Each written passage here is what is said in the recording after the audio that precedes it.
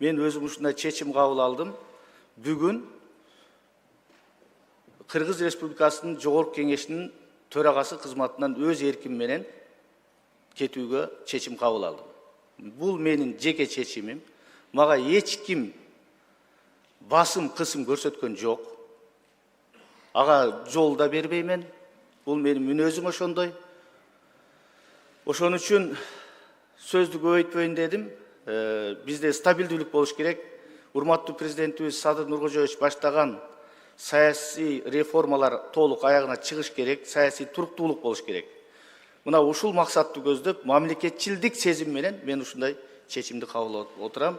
Мен чечимди колдоп берүүңүздөрдү суранам. Мени Жогорку Кеңештин төрагасы, Кыргыз Республикасынын Жогорку Кеңешинин 8-чи чакырылышынын төрагасы кылып, чоң ишеним менен шайлаган ушул жерде бардык Кыргыз Республикасынын Жогорку Кеңешинин депутаттарына терең ыраазычылык билдирем. Ошол эле учурда Жогорку Кеңештин аппаратына терең ыраазычылык билдирем, аппараттын кызматкерлерине. Барыңыздар сак саламат болуңуздар.